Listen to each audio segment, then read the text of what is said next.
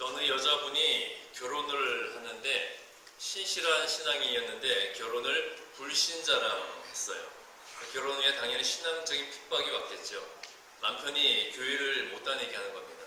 그래도 열심히 교회를 다니고 계속 핍박은 오고요. 그래서 하루는 이 여인이 교회 목사님을 만나서 상담을 하면서 고충을 이야기하는 거예요. 남편의 핍박이 점점 커집니다. 이제 남편이 교회 한 번만 더 나가면 저를 죽이겠다고 합니다. 그때 이 목사님은 말씀하시기를 기도밖에 없습니다. 자매님 더 기도하세요. 저도 자매님의 남편의 마음이 바뀌도록 간절히 기도하겠습니다. 그렇게 기도해주고 보냈어요. 얼마 후에 이 여인이 다시 목사님을 찾아와서 기쁘게 이야기하는 거죠. 목사님의 기도가 응답됐습니다. 목사님의 기도대로 우리 남편의 마음이 바뀌었습니다. 더 이상 저를 죽이겠다는 말을 하지 않습니다. 목사님이 너무 기뻐서 잘했습니다. 역시 기도의 힘밖에 없죠. 이때 이 여인이 하는 얘기가 그런데 제 남편이 이제 대신해서 목사님을 죽이겠다고 합니다. 그렇게 대답을 했대요. 그러면 이 기도가 응답받은 거예요? 못 받은 거예요? 분명히 남편의 마음이 바뀌게 기도했으니까 바뀌었잖아요. 이 기도를 응답받았다고 봐야 되는 거예요? 못 받았다고 봐야 되는 거예요? 못 받았다. 우리의 기도 생활의 최대의 기대가 뭡니까? 기도의 최대의 기대는 응답이죠. 우리 신앙생활, 기독교 신앙의 가장 근간을 이루는 두 가지가 뭐죠? 기독교 신앙의 근간을 이루는 두 가지, 말씀과 기도입니다. 말씀, 하나님의 말씀, 성경 말씀을 통해서 우리는 내게 주시는 하나님의 말씀을 듣는 거지요.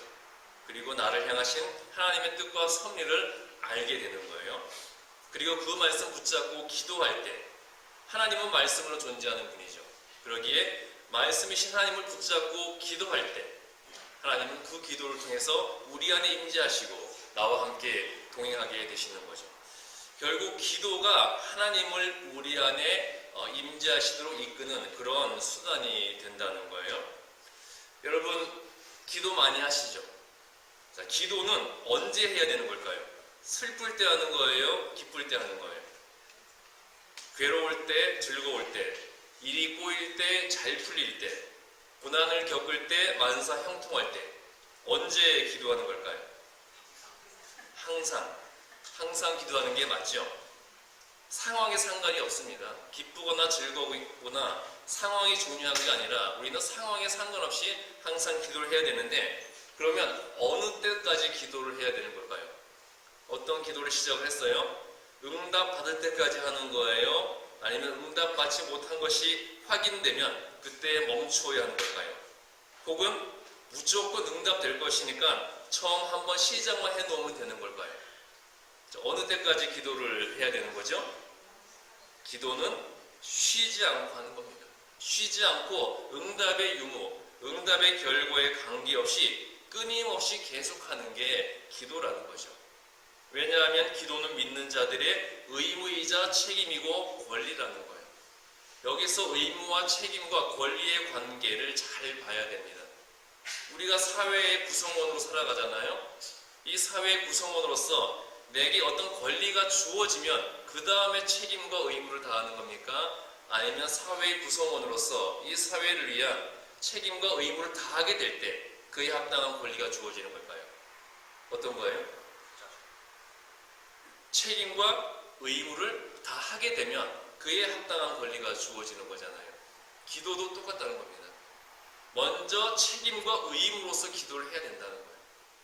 믿는 자로서의 의무와 책임으로서 간절히 끊임없이 기도하게 될 때 그 기도는 이제 권리가 되어서 내가 하나님께 무엇을 구하든지 당당하게 구할 수 있는 그런 권리가 된다는 거죠. 자, 오늘 목사님이 시를 좋아하셨는데요. 한 번은 시집을 읽다가 감동이 되는 시 한 편을 발견을 했습니다. 제가 그 시를 소개해 드릴게요. 여기 좀 띄워주세요. 이 시 한번 같이 한번 읽어보도록 하겠습니다. 시작. 한 걸음이 당신을 그리 멀리 데려다 주는 것이 아니어도 당신은 계속 걸어야 합니다. 한마디 말로 당신 자신을 다 설명하는 것이 아니어도 당신은 계속 말해야 합니다. 한 인치가 당신을 크게 자라게 하는 것이 아니어도 당신은 계속 자라야 합니다. 하나의 행동이 모든 것을 이루어 놓는 것은 아니어도 당신은 계속 행해야 합니다. 맞는 말이죠. 우리가 하나의 행동, 처음 시작하는 하나의 행동이 모든 것을 이루지는 못할지라도 우리는 끊임없이 그 일을 계속해서 해야 된다는 거죠. 이 시를 읽은 목사님이 너무 감동이 되었고요. 저자에게는 미안하지만 한마디를 더 붙이고 싶었대요. 그래서 이 시에 이렇게 한마디를 붙여 썼다고 합니다. 좀 띄워주세요. 한번 같이 또 읽어보겠습니다. 시작. 단 한 번의 기도가 모든 것을 해결하는 것은 아니어도 당신은 계속 기도해야 합니다. 그것은 절망을 극복하는 희망이기 때문입니다. 여러분 공감하시죠? 단 한 번의 기도가 모든 것을 이룰 수는 없습니다. 하지만 끊임없이 기도하게 될 때 그 기도는 우리의 절망을 극복하게 되는 희망, 그 힘이 된다는 거죠. 자, 우리가 죽음 앞에서도 죽음을 두려워하지 않고 기도할 수 있다는 것. 그리고 고통 속에서도 기도할 때 고통이 주는 괴로움보다 그 고통 가운데서도 기도하는 내 모습을 보면서 오히려 기뻐하는 것. 이게 진정으로 기도하는 자의 모습이 된다는 거예요. 기도는 기뻐서 하는 것도 아니고요. 괴로워서 하는 것도 아니고 내가 하나님을 믿고 사랑한다면 당연히 해야 되는 의무이자 책임이라는 거죠. 그리고 그 의무와 책임을 다하는 자에게는 나중에 기도가 권리가 되어서 그 권리가 되는 기도를 통해 하나님의 은혜와 축복이 임하게 된다는 겁니다. 먼저 의무로서 책임으로서 간절히 뜨겁게 끊임없이 계속 기도를 해야 된다는 거예요. 그러면 그 기도는 권리가 되어서 내 아버지께 무엇이든지 요구할 수 있게 되는 것이고 우리가 요구하는 그 권리의 기도대로 하나님께서는 응답을 해 주신다는 거죠. 어느 사람이 나를 살리기 위해서 자기 아들을 희생시켰습니다. 나를 구하기 위해 자기 아들을 죽도록 했어요. 그러면 나는 그 사람에게 은혜를 입은 거잖아요. 그 사람은 내게 생명의 은인이 되는 거죠. 그렇다면 나는 내가 받은 은혜에 대한 의무와 책임을 그 사람에게 먼저 감당해야 되는 거죠. 내 생명을 살리기 위해 자기 아들을 희생시켰으니까 그 은혜에 보답하기 위한 의무와 책임을 우리가 먼저 감당해야 된다는 거죠. 자, 이렇게 은혜 입은 자의 의무와 책임을 감당하는 모습을 본 그 사람이 내게 말하는 겁니다.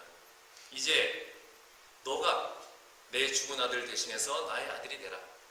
너를 살리느라고 내 아들이 죽었으니까 이제 너가 내 아들이 되라. 그렇게 말하지 않겠어요? 은혜를 갖기 위한 의무와 책임을 끊임없이 성실하게 신실하게 감당한 모습을 봤을 때 그 사람은 너가 내 아들이 되라. 그렇게 말을 할 거라는 거죠. 그 후에 나는 아들로서 그 아버지에게 아들로서의 모든 권리를 요구할 수 있게 되는 거잖아요. 하나님과의 관계도 똑같다는 거예요. 우리는 하나님께 은혜를 입은 자잖아요. 자, 무슨 은혜를 입었습니까? 우리는 하나님께 구원의 은혜를 입었습니다. 그러면 그 은혜에 보답하기 위한 의무와 책임으로서 먼저 기도해야 된다는 거예요. 그 은혜에 보답하기 위한 우리의 기도는 의무와 책임의 기도가 되어야 된다는 거죠. 하나님, 나를 구원하신 하나님의 은혜에 보답하기 위해 내가 무엇을 해야 되겠습니까? 하나님의 그 은혜에 보답하기 위해 내가 해야 할 일이 무엇입니까? 의무와 책임을 가지고 먼저 뜨겁게 간절히 신실하게 끊임없이 계속해서 기도하게 될 때 그래서 우리가 끊임없이 의무와 책임으로서 하나님께 은혜에 보답하기 위한 그 기도를 하게 될 때 우리는 예수님을 대신해서 내가 하나님의 온전한 자녀가 되는 것이고요. 우리가 하나님의 온전한 자녀가 된 후에 우리의 기도는 하나님께 아들로서 자녀로서 내 아버지께 무엇이든지 구할 수 있는 권리를 구하는 그런 기도가 될 수 있다는 거예요. 여러분, 아이들은 참 사랑스럽잖아요. 어린 아이들 보면 참 사랑스럽고 예쁜데 그 모든 아이들 중에서도 내 모든 것을 다 줄 수 있는 아이는 어떤 아이죠? 모든 아이들이 다 예쁘고 사랑스러워요. 하지만 내 모든 것을 다 줄 수 있는 아이는 어떤 아이예요? 내 아이잖아요. 물론 다른 아이에게도 내게 남는 것을 줄 수 있습니다. 뭔가 도움이 필요할 때 도움을 줄 수는 있지만 내 모든 것을 다 줄 수 있는 아이, 내 생명까지 줄 수 있는 아이는 누구밖에 없다는 거예요. 내 자식밖에 없다는 거죠. 여러분, 부모로서 자식을 위해 생명까지 줄 수 있죠. 그렇죠? 여러분, 솔직히 내 남편, 내 아내를 위해 대신해서 죽을 수 있어요? 저도 제 아내 앞에서는 내가 널 위해 대신해서 죽을 수 있지 말은 하지만 못할 것 같아요. 하지만 저도 제 자식을 위해서라면 기꺼이 죽을 수 있다는 거예요. 그게 부모의 마음이라는 거죠. 자, 생명까지 줄 수 있는 것이 자식인데 그 자식을 위해 무엇을 아낄 게 있겠습니까? 자, 이렇게 생명까지 주시는 하나님을 내 아버지로 모실 수 있도록 만드는 것. 아버지도 어떤 아버지? 친근한 아빠와 같은 아바 아버지가 되도록 만들어주는 것이 바로 기도라는 겁니다. 처음에는 우리의 기도가 하나님의 은혜에 보답하기 위한 의무와 책임의 기도지만 끊임없이 그 의무와 책임을 가지고 간절히 계속해서 기도할 때 그 기도는 하나님을 나의 아버지로 모시는 그런 원리가 된다는 거예요. 예레미야 2장 18절에서 19절 말씀 보게 되면요, 예레미야 선지자는 하나님의 택한 선민이었던 유대 백성이 나라를 빼앗기고 하나님의 성전이 무너진 것을 보고 탄식을 하면서 이 모든 것을 극복하기 위해서는 기도밖에 없다. 기도의 교훈을 하고 있습니다. 하나님의 도성 예루살렘과 유대 백성들의 민족적, 신앙적 구심점이었던 시온성이 무너져 버렸어요. 빼앗겨 버렸습니다. 그리고 하나님이 임재하시던 성전이 불타버리고 파괴됐어요. 또한 하나님께서 특별히 사랑하셔서 선민으로 선택하셨던 유대 백성들이 하나님께서 언약으로 주셨던 가나안 땅을 빼앗기고 바벨론의 포로로 끌려갔습니다. 어떻게 이런 일이 생길 수가 있을까요? 절대 회복될 수 없는 절망의 상황이잖아요. 이때 예레미야 선지자는 이 모든 것을 다시 회복할 수 있는 것은 피눈물 나는 간절한 기도를 끊임없이 하는 것밖에 없다. 그렇게 선포하고 있는 겁니다. 여러분이 한번 생각을 해보세요. 어떻게 이런 일이 발생할 수 있어요? 하나님이 택하신 선민이 하나님이 언약으로 주신 그 땅을 빼앗겨버리고 포로로 끌려갔습니다. 하나님이 임재하시는 그 성전이 불타버리고 파괴되었어요. 왜 이런 일이 일어났을까요? 뭐 때문에 일어난 거예요? 유대 백성들의 불순종과 불신앙적인 행위 때문에 그렇게 된 거죠. 유대 백성들이 하나님께 불순종하고 비신앙적인 행위를 계속하니까 하나님께서 그 땅과 그 성전에서 떠나버리신 거죠. 하나님의 성전은 거룩한 장소입니다. 하지만 하나님이 떠나버리시면 더 이상 성전은 거룩한 장소가 아니라는 거예요. 그냥 건물로서의 가치밖에 안 남는다는 거죠. 오늘날 교회와 성도의 모습도 같은 것 같아요. 하나님께 불순종하고 비신앙적인 행위를 일삼는 그런 성도들로 채워진 교회에 하나님은 안 계신다는 거죠. 하나님은 떠나버리신다는 거예요. 그리고 하나님이 떠나신 교회는 더 이상 거룩한 장소가 아니라는 겁니다. 하나님이 떠나버리신 교회는 건물로서의 가치밖에 안 남는다는 거죠. 오늘날 우리 기독교의 모습을 한번 생각을 해보죠. 신앙은 교양이 되어가고 있죠. 신앙이 신앙이 아니라 교양을 위해 신앙생활하는 거예요. 그리고 교회는 침묵의 장소가 되어가고 또 성도의 교제는 인맥과 인적 자원을 쌓기 위한 그런 수단이 되어가고 있어요. 하나님께 거룩하게 구별해서 드리는 그 헌금도 점점 습관이 되어가고 있습니다.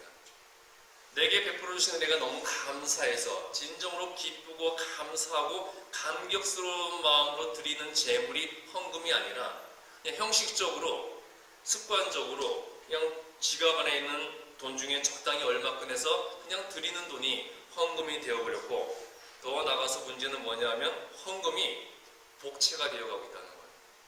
복채가 뭐예요? 무당이나 점장이한테 복을 받기 위해서 주는 돈이잖아요. 헌금이 하나님께 복을 받아내기 위해 드리는 복채와 같이 되어가고 있다는 겁니다. 이렇게 교회가 교회의 모습을 잃어가고 있고 성도들은 참된 그리스도인들의 모습을 잃어가고 있는데요. 하나님이 떠나버리신 후에 불타고 파괴되어 버린 예루살렘 성전과 또 나라를 잃어버리고 포로로 끌려간 유대 백성들의 모습을 통해서 정말 교회의 모습을 잃어가는 교회의 미래가 어떻게 될 것인가 우리가 생각해 볼 수 있어야 되겠습니다. 예레미야 선지자는 파괴된 성전이 회복되어지고 유대 백성들이 회복되기 위해서는 눈물 어린 기도만이 그 모든 것을 회복될 수 있다, 그렇게 선포를 했죠.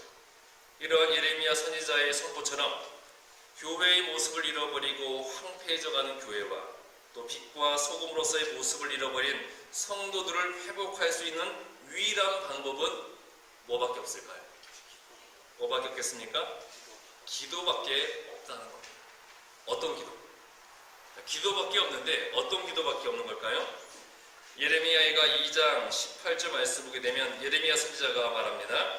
밤낮으로 눈물을 강물처럼 흘리며 쉬지 말고 기도하라고 그랬어요. 그리고 19절에서는 초저녁부터 밤이 새도록 기도하되 눈에서 흐르는 눈물만이 아닌 마음 속에서부터 우러러 나오는 애통의 눈물과 마음의 눈물을 주의 얼굴 앞에서 물 쏟듯 하며 기도하라고 했습니다. 자, 눈물을 강물처럼 흘리는 기도, 그리고 눈에서 흐르는 눈물만이 아니라 마음에서 우러러 나오는 애통의 눈물, 마음의 눈물을 주의 앞에 물 쏟듯 기도하라는 것. 이게 구체적으로 어떻게 기도하라는 것이 이해가 잘 안 된다면 19절의 뒷부분 말씀을 보면 돼요. 굶주려 죽어가는 어린 자녀의 생명을 위해 기도하는 그 간절함으로 기도하라는 겁니다. 우리가 부모된 자로서 내 자녀가 먹을 것이 없어서 굶어 죽어가는 그 모습을 볼 때 부모의 마음이 어떻겠어요? 어떤 마음이겠습니까? 피를 토하는 마음인 거죠. 그렇잖아요? 피눈물 나는 마음입니다. 그 마음을 이야기하는 거예요. 부모가 먹을 것이 없어서 굶주려 죽어가는 어린 자녀를 보며 주여 이 어린 자녀의 생명을 구해주십시오. 내 자녀를 보호해주시고 살려주십시오. 그렇게 기도하는 간절함으로 하는 기도가 바로 하나님이 우리에게 받기를 원하시는 그러한 기도라는 겁니다. 누가복음 22장 39절에서 44절 말씀 보게 되면 예수님께서 감람산에 있는 겟세마네 동산에서 기도하는 이야기가 나오죠. 먼저 누가복음 22장 39절 말씀 보게 되면 예수님께서는 습관적으로 기도했다는 것을 알 수 있어요. 39절 말씀에서 예수님께서 습관을 따라 감람산에 가셨다 그랬죠. 감람산에 왜 가신 거예요? 기도하러 가신 거잖아요. 결국 예수님은 습관적으로 기도를 하셨다는 겁니다. 여기서 습관이라는 게 형식적이라는 그런 말이 아니라 예수님은 언제 어디서나 어떤 상황에서나 기도하는 것을 최우선으로 여기셨다는 거예요.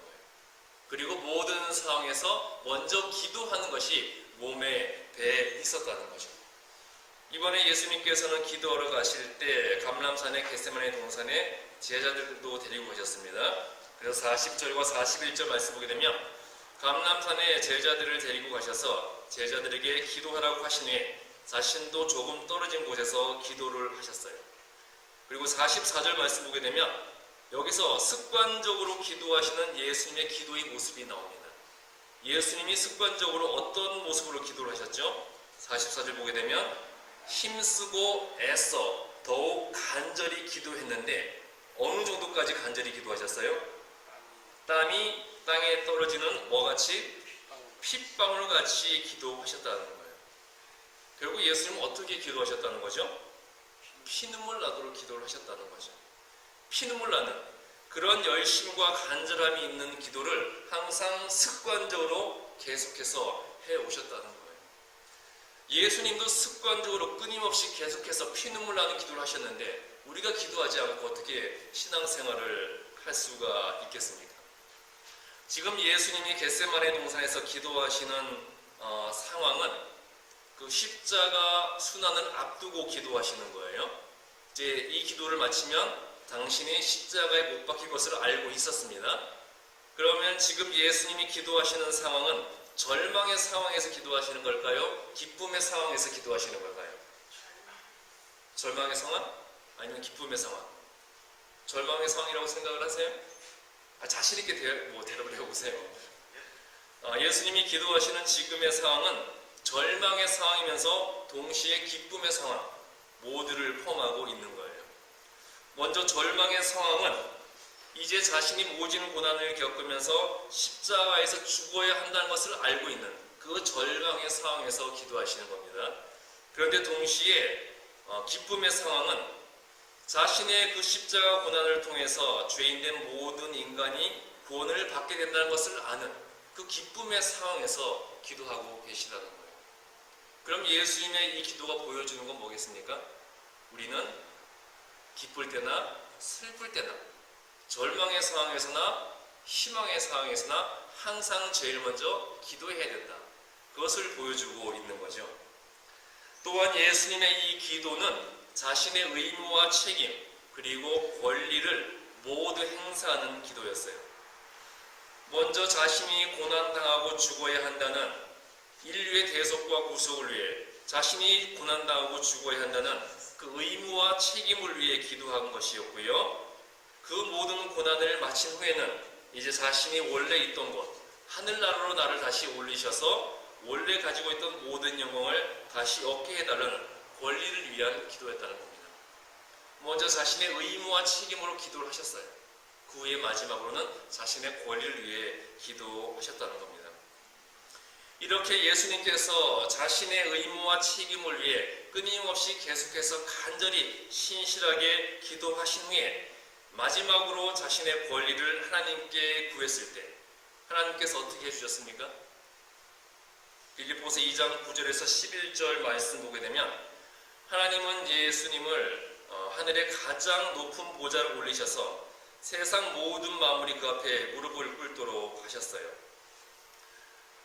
항상 끊임없이 계속해서 자신의 의무와 책임을 위해 먼저 기도하신 후에 마지막으로 자신의 권리를 구하자 하나님께서 그 기도대로 다 응답을 해 주셨다는 겁니다. 데살로니가전서 5장 16절에서 18절 말씀 보게 되면 여러분이 잘 아시는 말씀이 나와요. 데살로니가전서 5장 16절에서 18절 말씀 여러분 아세요? 항상 기뻐하라. 그 다음에 뭐죠? 쉬지 말고 기도하라. 그 다음에 범사에 감사하라. 항상 기뻐하라. 쉬지 말고 기도하라. 범사에 감사하라. 이 말씀을 보실 때 이 말씀들이 어떻게 연결되는지 그 연관성을 잘 보셔야 됩니다. 우리가 범사에 감사할 수 있다는 것, 언제나 항상 우리에게 감사할 수 있는 그런 조건만이 주어진다는 것은 우리가 먼저 항상 기뻐하고 쉬지 않고 기도할 때 가능하게 된다는 거예요. 그러니까 범사에 언제나 항상 우리가 감사할 수 있는 그런 상황을 얻는 것이 권리라면 이 권리를 얻기 위해서는 먼저 항상 기뻐하고 쉬지 않고 기도하는 그 의무와 책임을 다하게 될 때 우리는 범사에 감사할 수 있는 항상 감사할 수 있는 그런 상황과 조건을 권리로서 얻게 된다는 거죠. 여러분들 다 동감하시겠지만 요즘 세상이 참 혼탁하잖아요. 죄를 죄로 여기지 않고 무엇이 옳고 그른지 알기 힘들고 무엇이 진리고 비진리인지 알기가 힘듭니다. 인륜을 파괴하는 범죄는 계속 이어지고요. 그렇기 때문에 우리가 해야 될 게 뭐예요? 깨어 기도해야 된다는 거죠. 자, 여러분 인생 많이 사셨잖아요. 인생을 살수록 깨닫게 되는 게 뭡니까? 내가 인생을 살면 살수록 깨닫게 되는 것은 내 힘으로는 아무것도 할 수 있다예요, 없다예요? 없다는 거죠. 내가 아무리 큰 능력을 가지고 있고 많은 지식을 가지고 있고 많은 소유를 가지고 있더라도 내가 하는 일의 마지막 결과를 주관할 수 없다는 거죠. 내 미래를 내가 알 수가 없다는 거예요. 저도 이제 목회를 부목사 한 10몇 년 그리고 담임 목회 이제 2년 4개월째 접어들고 있는데 저도 지금보다 조금 어리고 조금 젊을 때는 목회에 대한 막연한 자신감이 있었어요. 내가 가진 지식과 내가 가진 능력과 또 내가 경험했던 다양한 경험들과 또한 내가 가지고 있는 많은 자료들, 많은 정보들 이것만 가지고 있으면 목회는 무조건 성공한다. 그런 막연한 자신감을 가지고 있었는데 목회를 하면 할수록 제가 절실하게 깨닫게 되는 것이 이 목회를 내가 하는 게 아니구나. 내가 이 목회를 혼자 할 수가 없구나. 이 목회도 하나님이 하시는 거고 하나님이 주관하셔야 되는 것이고 하나님이 이끌어 주셔야 되는 것이구나. 그거를 절실하게 깨닫게 되더라고요. 여러분도 마찬가지일 거예요. 여러분의 삶 가운데 내 힘으로는 아무것도 할 수 없다는 것을 여러분의 삶을 통해서 깨닫게 되었을 거예요. 그렇다면 내가 내 힘으로 아무것도 할 수 없다는 것을 깨달았다면 우리가 해야 될 게 뭐겠어요? 내 힘으로 아무것도 할 수 없으니까 우리는 뭘 해야 됩니까? 모든 것을 주관하시고 모든 것을 감당하시는 하나님께 기도해야 된다는 거죠. 내 힘으로는 아무것도 할 수 없다는 것을 깨달아 놓고도 기도하지 않는다면 그것처럼 어리석은 자가 없다는 거예요. 자, 여러분들은 기도하셔야 됩니다. 제일 먼저 여러분 자신을 위해 기도하세요. 여러분의 사업과 직장과 건강과 신앙을 위해 기도하세요. 그리고 그 다음에 여러분의 가정을 위해 기도하셔야 되는 거예요. 가족의 화목을 위해, 부부 문제를 위해, 자녀 문제를 위해 기도해야 된다는 겁니다. 자, 내 자신을 위해 기도하고 자녀를 위해 기도했으면, 가족을 위해 기도했으면 그 다음에는 무엇을 위해 기도해야 될까요? 내가 섬긴 교회를 위해 기도하셔야 되는 거죠. 우리 교회가 하나님이 말씀하신 그 교회, 하나님이 말씀하시고 예수님이 기대하시고 성경이 말하고 있는 그러한 교회로 성장하고 부흥하게 해달라고 기도하셔야 되는 거고요. 우리 성도들이 모든 갈등과 분열을 이겨내고 초대의 교회와 같이 서로 높이고 서로 섬기며 성령 충만한 그런 교우 관계를 이루어나갈 수 있도록 기도하셔야 되는 거고요. 그 다음에는 우리가 살아가는 이 사회와 이 국가를 위해 기도하셔야 된다는 겁니다. 의무와 책임으로서. 의무와 책임을 가지고 내 자신을 위해 기도하고 가정을 위해 기도하고 교회를 위해 기도하고 이 사회를 위해 기도하셔야 된다는 거예요. 이렇게 의무와 책임을 가지고 이러한 기도에 힘을 쓰고 정말 이런 의무와 책임으로서 기도하는 일에 최선을 다하고 신실하게 간절하게 애통한 마음으로 끊임없이 계속해서 기도하게 될 때 우리의 기도는 권리의 기도가 되어서 우리는 내 아버지 하나님께 무엇이든지 구할 수 있는 하나님의 자녀가 된다는 겁니다. 우리가 끊임없이 간절하게 신실하게 계속해서 의무와 책임으로 기도할 때 그 기도는 우리의 권리가 되어서요. 하나님이 내 아버지가 되시는 것이고 나는 하나님을 아버지로 모시게 되는 거죠.